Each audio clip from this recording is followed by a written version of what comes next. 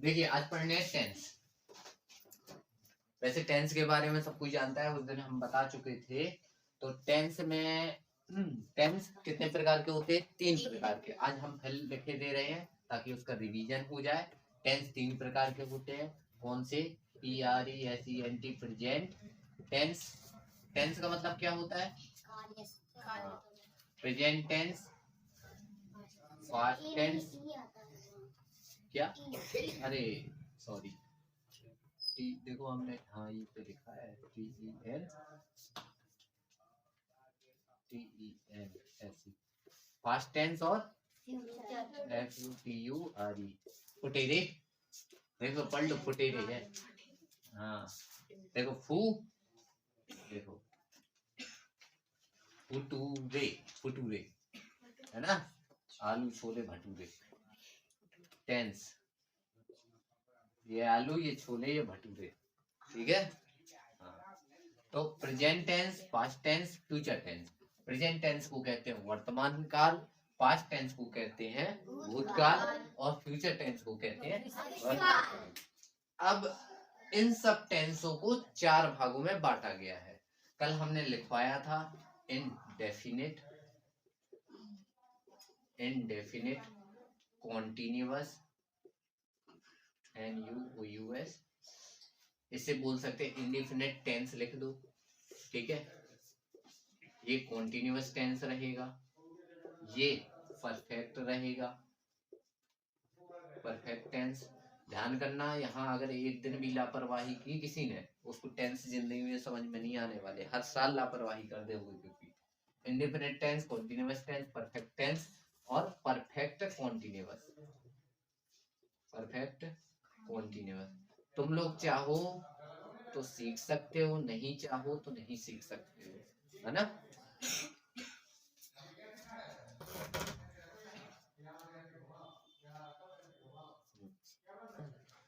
तो ये 4 प्रकार के भागों में इन्हें बांटा गया है ना।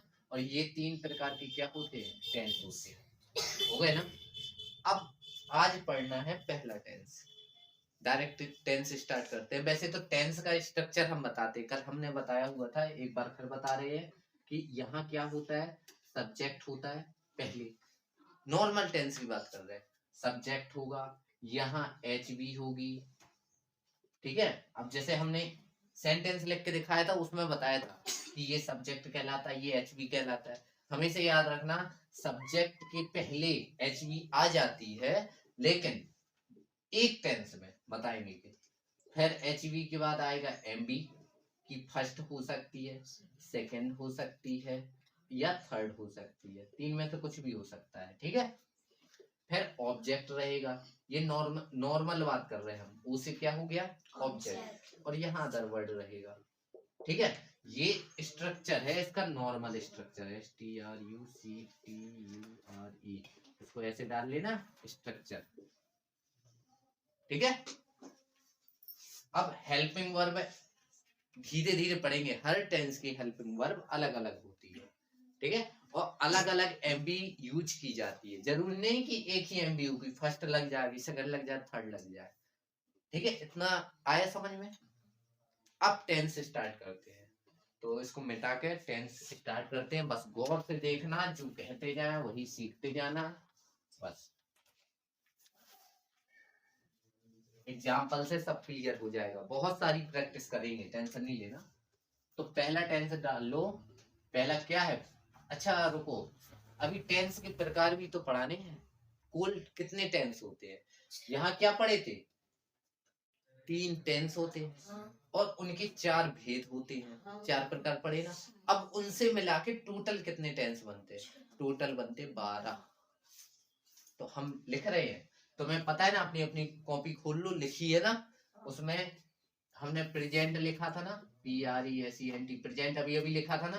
और यहाँ इंडिफिनिट था ना, यहाँ कॉन्टिन्यूअस, यहाँ परफेक्ट, यहाँ परफेक्ट कॉन्टिन्यूअस।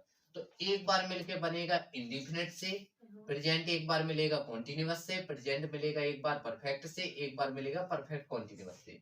तो देखना, अब टेंस के कुल प्रकार ऐसे लिख लेंगे, ठीक है। तो पहला लिखना है, देखो पहला टेंस कौन सा होता है, प्रेजेंट, तो हम प्रेजेंट लिख लेंगे, PRESENT, प्रेजेंट हो गया।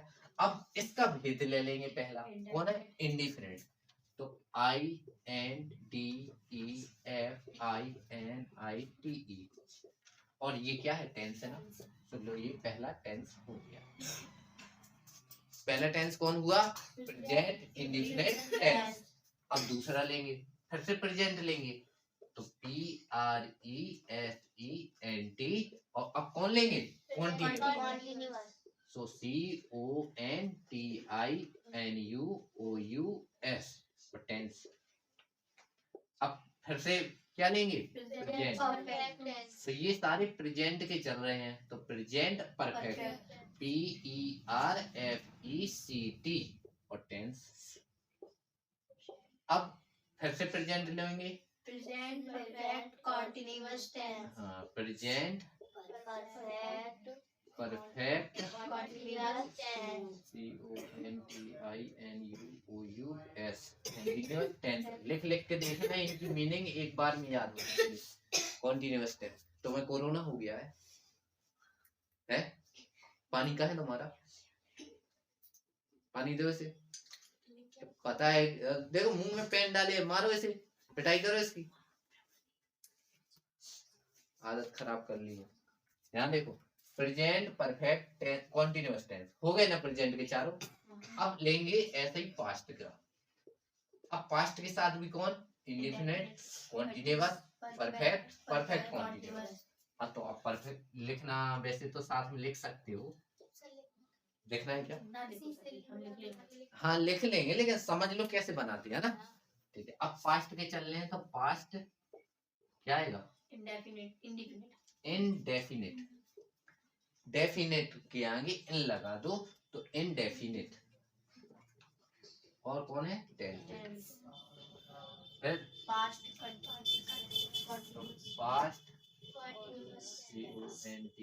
CONTINUOUS, tense. फिर क्या रहेगा, past perfect tense, past perfect tense. क्या रहेगा, पास्ट परफेक्ट कंटीन्यूअस टेंस। ये दिख रहा है आठवां, हाँ लाइन के डाल रही है, कई डाल रहे हैं, कहाँ है ये इंक, पास्ट परफेक्ट कॉन्टिन्यूअस है, तो पास्ट परफेक्ट दिख रहा है ना, हाँ परफेक्ट कॉन्टिन्यूअस, कॉन्टिन्यूअस टेंस हो गया ना पास्ट के।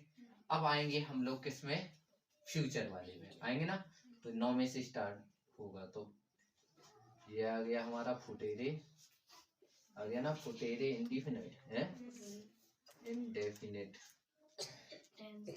अब टेंस हम लिख नहीं रहे हैं, तो कृपया लिख लेना, जगह नहीं है। आत्मा फ्यूचर, फुटेरे लिखो, नहीं तो फुटेरे की आदत हो जाएगी। हाँ तो हम तो कुछ भी बोले, हमें तो दिमाग में आता है ये कॉन्टिन्यूअस टेंस। 11वां फ्यूचर परफेक्ट टेंस। और ध्यान करना, अगर टेंस जिससे नहीं बनते हैं तो इंग्लिश भूल जाए पढ़ना, समझ में ना आए हमसे स्पॉट में पूछो, हमें इससे दिक्कत नहीं है, वीडियो चल रही है, बस आराम से पूछो, आराम से पूछे हुए तो बनेंगे। सीख लो टेंस, इस साल नहीं आते समझ में, लेकिन 100% में से 40% आ जाएगा, तो कुल आ जाएगा ना। तुमने भी पहली बार पिछली साल पढ़ा था ना, तो हमें यहाँ तक लगता है कि कम से कम तो 70% दिमाग में होगा ही, कल रिवीजन कर लोगे तो 80% भी हो जाएगा ना। फ्यूचर परफेक्ट, ये आना चाहिए सब चीजें, फ्यूचर परफेक्ट टेंस।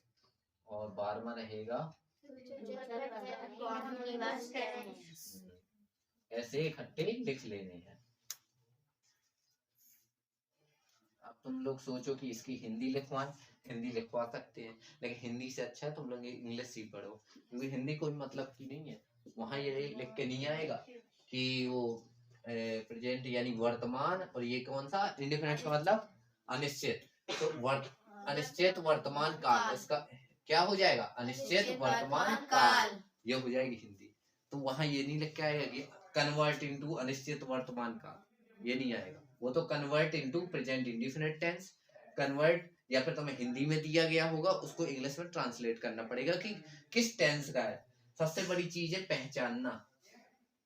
अब तुम्हें हिंदी में वाक्य दे दिया जाएगा, तुम लोग कैसे पहचानोगे? जब ये पूरे पढ़ लोगे ना, ऑटोमेटिक दिमाग में आने लगेगा कि ये सर इस टेंस का है, ये इस टेंस का है, ऑटोमेटिक नाम लेके बोलोगे। बस ध्यान से देखते रहो, पढ़ते रहो, डेली रिवीजन करो। तो अब पहला करते हैं स्टार्ट।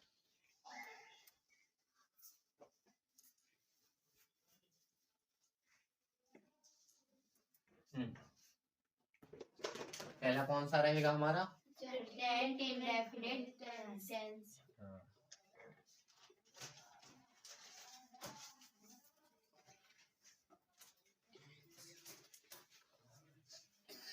तो पहले तो पता होना चाहिए इसकी आइडेंटिटी, मतलब पहचान। हिंदी से लिख दे और इंग्लिश से भी लिख दे रहे। कैसे पहचानोगे कि ये इस टेंस का है ना? यही होता है मेन।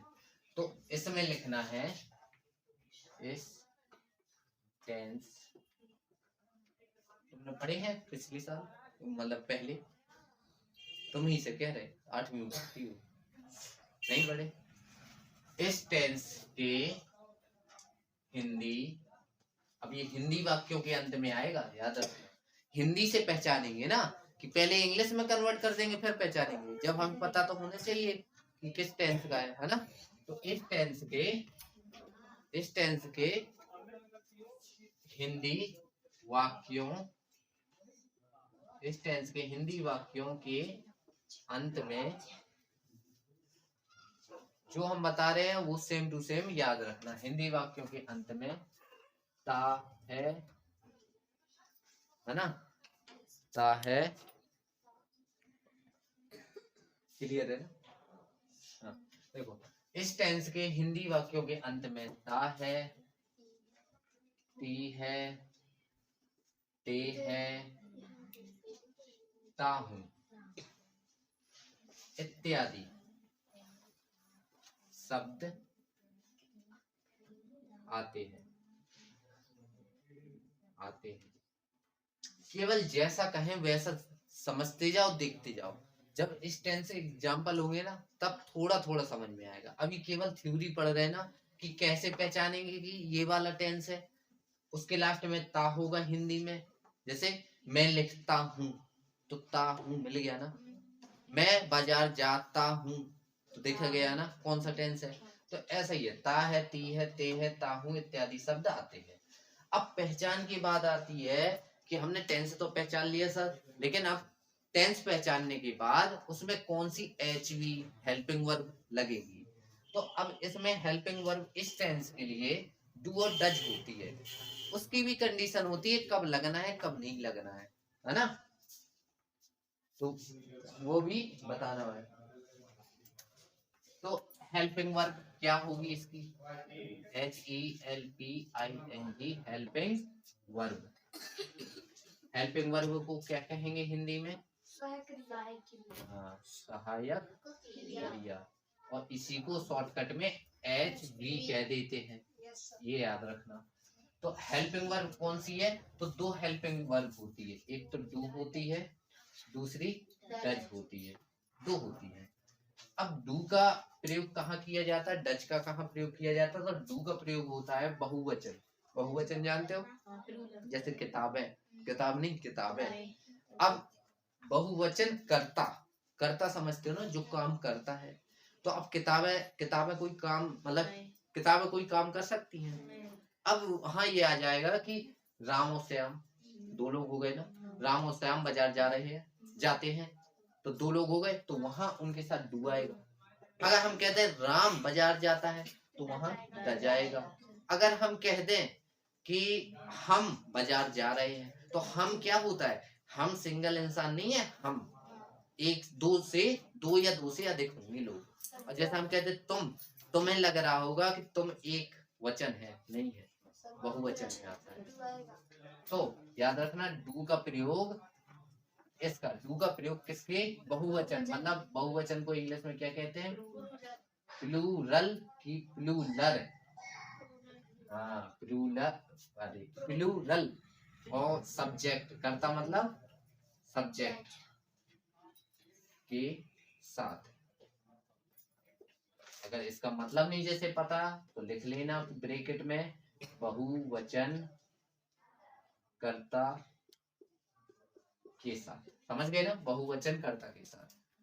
अब बहुवचन कर्ता कौन कौन से है, ऐसे लिख देना जैसे, अब ये भी लिखवा दें कौन कौन होते हैं, जैसे आई, मैं भी बहुवचन में आएगा, we, you, they, I we you they, और क्या होता है, आई वी यू दे, और कुछ है क्या, ही मीन्स वह कौन है, वह तो एक ही है ना, लड़के के लिए आता है, लेकिन पहले अभी ये समझो कि वो एक वचन का में आएगा कि बहुवचन, केवल ये समझो, पार्ट बाय पार्ट हर चीज सीखते हैं। अभी तक इंग्लिश पढ़ी है तो डायरेक्ट थोड़ी हमने टेंस पढ़ा दिया तुमको नाउन बताई, एचवी बताई, मतलब वर्ब के बारे में बताया, मेन वर्ब सिखाई, धीरे धीरे चले है ना, तो धीरे धीरे यहाँ भी चलेंगे। तो आई वी यू दे, आ सकता है सर, दिस से काम कर सकता है, नहीं कर सकता। दिस कोई जिंदा इंसान है, चलो जिंदा भी नहीं है लेकिन वो कोई काम कर सकता है, नहीं कर सकता ना। तो कर्ता, ध्यान देना प्लूरल और प्लूरल सब्जेक्ट में बहुत अंतर होता है। प्लूरल कहलाता है बहुवचन, बहुवचन हर चीज हो सकती है, लेकिन बहुवचन करता तो वही लोग होंगे जो काम करेंगे। ठीक है, आई वी यू दे, ईटीसी लिख लो, ईटीसी लिख लो, ठीक है, ये लिख लो। अब डच का प्रयोग होगा सिंगुलर, सिंगुलर सब्जेक्ट के साथ। अब सिंगुलर मतलब समझ रहे हो ना, एक वचन कर्ता के साथ। लिखना हो तो लिख दे रहे हो, एक वचन कर्ता के साथ, ठीक है। अब जैसे, अब एक वचन कौन होंगे, जैसे हम कह दें ही, हम कह दें सी, हम कह दें इट, ध्यान देना हमने ही कहा, सी कहा, इट, इट क्या होता है, इट जिंदा है कि मरा हुआ है, जैसे इट कोई काम कर सकता है? कर सकता है, ध्यान देना समझाएंगे। तो ही, सी, इट, एनी नेम, कोई भी नाम हो, जैसे हम कहते हैं राम, जैसे एनी नेम का मतलब अगर समझना हो तो हम लिखे दे रहे हैं, जैसे राम, सीता, गीता, कुछ भी लिख दो, है ना। तो ये एनी नेम होगा। एनी नेम का मतलब कोई एक नाम, ऐसा नहीं है इकट्ठे नाम, वो तो बहुवचन में आ जाएंगे। और यहाँ अगर लिखना हो तो दो नाम, कोई भी दो नाम होंगे, वो बहुवचन कहलाएंगे ना। बस इतनी चीज एक बार देखो। इस टेंस को पहचानेंगे कैसे, उसकी हिंदी में लिखा होगा ता है, ती है, ते है, ताहू, आदि। आदि इसलिए ताकि समझ में और आ जाए। दूसरी चीज, हेल्पिंग वर्ब कौन होती है, डू और डज। डू प्लूरल के साथ, डज सिंगुलर के साथ। प्लूरल सब्जेक्ट कौन से होते हैं, आई, वी, यू, दे, कोई भी दो नाम। और सिंगुलर कितने होते हैं, ही, सी, इट, एनी नेम। इतनी चीजें देख लो बोर्ड में अच्छे से, फिर हम आगे बता रहे।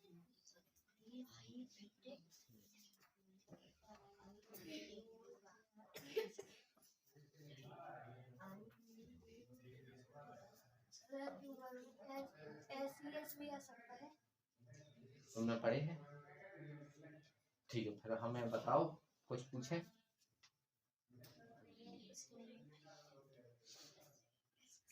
देखो इतना आ गया ना। अब इस टेंस में एक चीज है, इस टेंस का जो एक सेंटेंस कहलाता है, अभी ये टेंस पढ़ रहे हैं ना, इसके अंदर हम सेंटेंस पढ़ेंगे बहुत सारे। जैसे हमने कल लिखवाया था एफर्मेटिव, नेगेटिव, है ना, ये सब सेंटेंस आते हैं। तो affirmative sentence, negative, interrogative, interrogative plus negative, फिर क्वेश्चन वर्ड वाले आते हैं, तो वो तो बात ही अलग है। तो एफर्मेटिव सेंटेंस में क्या होता है, तो ये हो गया ना, क्या बता रहे थे हम? एफर्मेटिव। हाँ, एफर्मेटिव सेंटेंस में क्या होता है, डू और डज, दो में से कोई नहीं लगती है।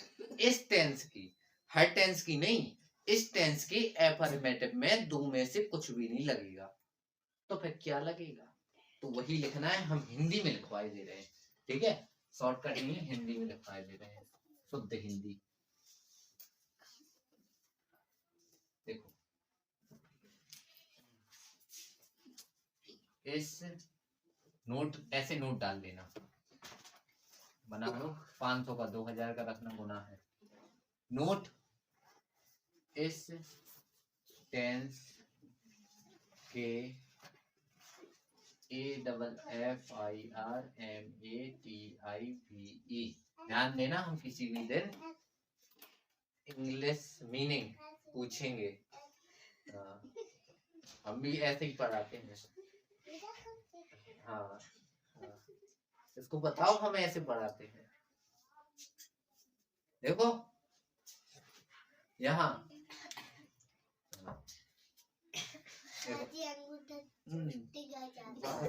ऑनलाइन क्लास चल रही है, शांत रहो तुम लोग,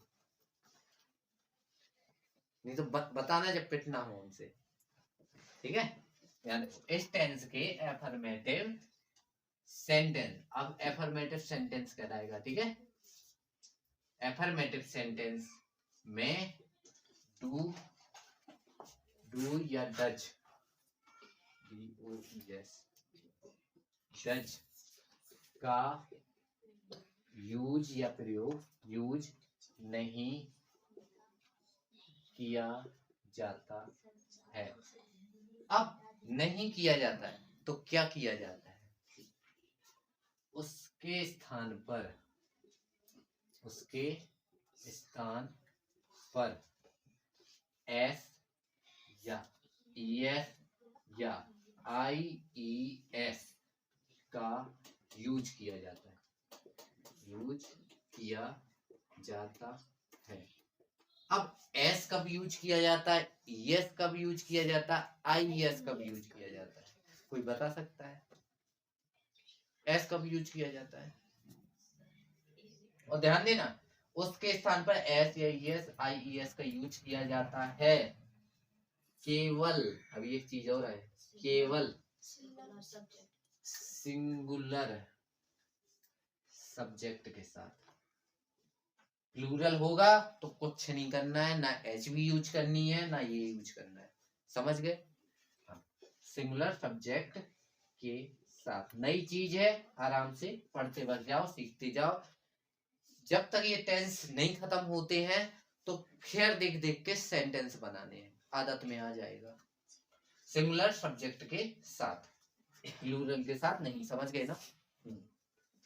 अब एस या ईएस आईएस, तो जैसे हम लिखते हैं गो, गो है ना, गो में लगता है ईएस, अब कैसे पता?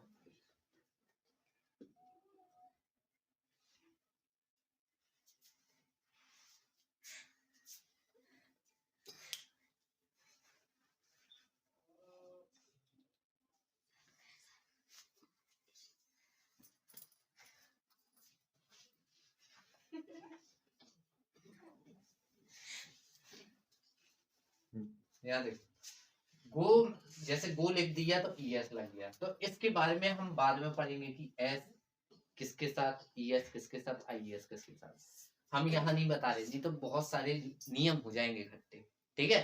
किस पहले क्या याद करें, डू या डज याद करें, फिर सर ने बताया डू या डज का एफर्मेटिव में लगता नहीं है, तो एफर्मेटिव में क्या लगता है, अब एफर्मेटिव में बताया एस या ईएस आईएस लगता है। अब उसमें भी एक नियम है कि सिंगुलर सब्जेक्ट के साथ लगेगा, प्लूरल के साथ नहीं लगेगा, याद करना पड़ेगा, दांत झड़ जाएंगे, हाँ है ना, ये बाल पक जाते हैं, हाँ पक जाने मतलब सफेद हो जाते हैं। पढ़ चुकी है ना, देखते जाओ बस, दिमाग से पता, घर में 2 3 4 बार रिवीजन करोगे इसका जब दिमाग में बैठेगा। हम इसलिए बार बार बोल रहे हैं, हमने भी तो कभी सीखे होंगे, हमने 7वीं में सीखे थे उस जमाने में। अब ये सोच लो उस जमाने में, इस जमाने में 4th क्लास से टेंस बनने चाहिए, 4th या 5वीं में तो 100% बनने चाहिए, छोटे छोटे सिमिलर सब्जेक्ट के साथ। अब ठीक है, इतना कर लिया हमने, अब आते हैं स्ट्रक्चर में। ठीक है, तो एक स्ट्रक्चर लिखवा रहे हैं और उसके एग्जाम्पल बता रहे हैं, तो थोड़ा समझ में आएगा। तो अब इतना लिखने के बाद डालना है स्ट्रक्चर, STRUCTURE, स्ट्रक्चर। अब किसका? AFFIRMATIVE, affirmative sentence. Affirmative sentence का मतलब हिंदी में होता है साधारण, साधारण, साधारण, साधारण वाक्य, साधारण वाक्य। एफर्मेटिव सेंटेंस का मतलब साधारण वाक्य। अब साधारण वाक्य का होगा स्ट्रक्चर, कि हिंदी में दिया जाएगा उसको इंग्लिश में कैसे लिखेंगे। तो एग्जाम्पल हम देखो, एग्जाम्पल पहले हम इसका स्ट्रक्चर बनाते हैं। पहले आता है सब्जेक्ट, फिर आता है डू या डज, हाँ हेल्पिंग वर्ब है, तो इस टेंस की हेल्पिंग वर्ब क्या है? डू या डज? अरे सॉरी सॉरी, एफर्मेटिव है, हाँ ये नेगेटिव नहीं है। तो रुको रुको रुको रुको रुको, उसके स्थान पर एस या ईएस का यूज किया जाता है, उसके स्थान पर एक जगह ये और लिख लेना, एम वी के साथ एस या ईएस का यूज किया जाता है, इतना जोड़ ले, गलत हो थोड़ा सा छोड़ गया। तो एम वी की कौन सी फॉर्म? फर्स्ट फॉर्म के साथ एस या ईएस या आईईएस लगाएंगे। ठीक है, फिर क्या आएगा? ऑब्जेक्ट, डायरेक्ट रखो ऑब्जेक्ट, फिर अदर वर्ड, बस हो गया। अब एक वाक्य लेते हैं, दो लेंगे, एक लेंगे सिंगुलर सब्जेक्ट वाला, एक लेंगे प्लूरल वाला। तो सिंगुलर में एग्जांपल लेते हैं पहले,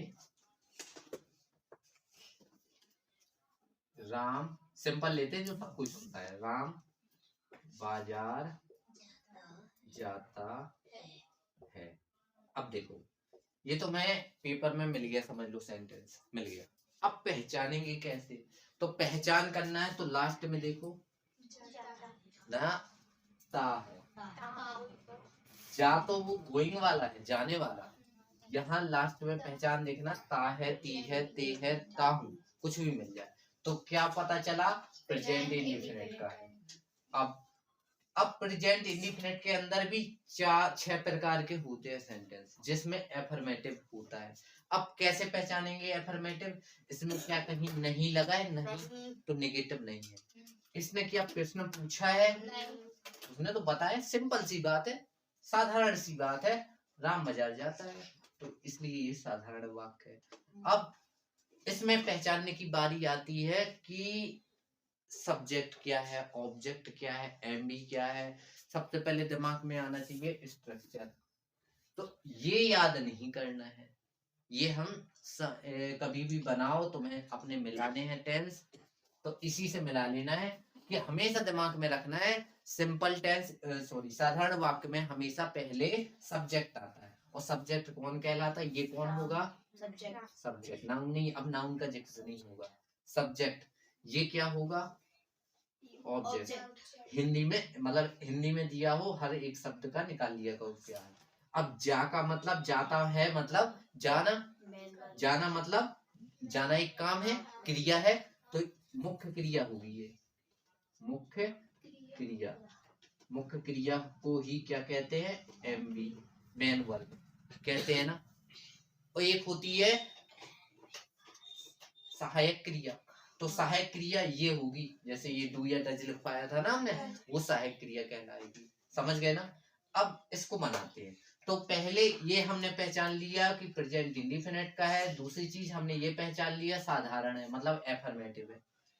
अब एफर्मेटिव में क्या आता है? पहले कहाँ है इसमें सब्जेक्ट जो काम करता है? काम कौन कर रहा है? राम। तो हम राम लिख देंगे, लिख दिया। अब दूसरी चीज आती है एमवी की फर्स्ट। तो एमवी कहाँ है? पहले तो ये देखो एमवी क्या है इसमें? जाना। और जाना की फर्स्ट फॉर्म क्या होती है? गो ही होती है, तो गो लिख देंगे। अब अगली चीज आती है SEIS IES आती है ना, लेकिन कब? सिंगुलर। तो सब्जेक्ट तुम्हारा सिंगुलर है कि प्लूरल है? सिंगुलर। तो इसमें ES आ जाएगा।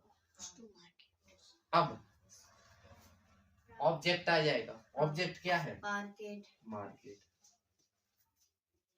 और इसके पहले अपन ने प्रीपोजिशन पढ़ा है, हमने बताया एक स्थान से दूसरे स्थान जाने के लिए टू का यूज किया जाता है, इसलिए प्रीपोजिशन पढ़े।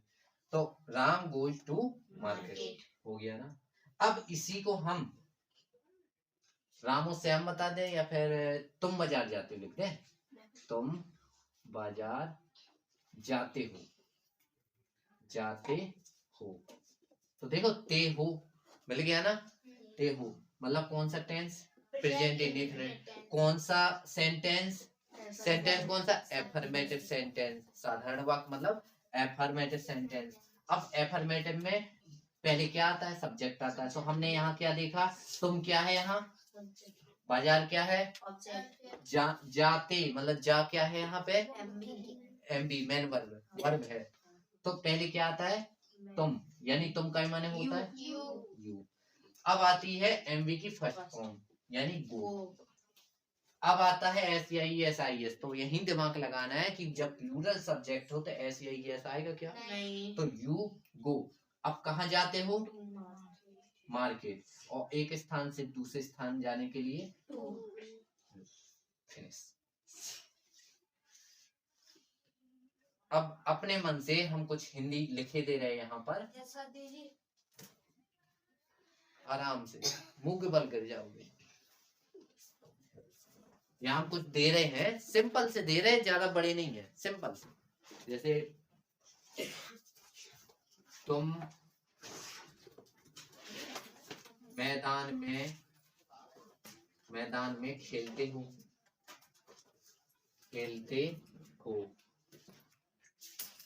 वह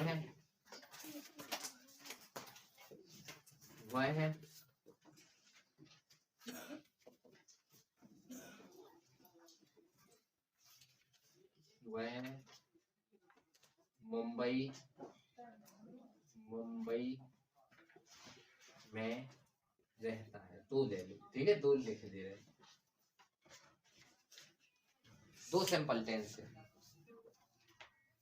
आराम पढ़ेंगे, बस डेली कवर करना है और जो पिछला हो उसका रिवीजन करते रहना है। ऐसा नहीं कि आज ये तो कर लिया, कल हम दूसरा पढ़ाएं तो वो दूसरा बस पढ़ो, आज का छोड़ दो, ऐसा नहीं होगा।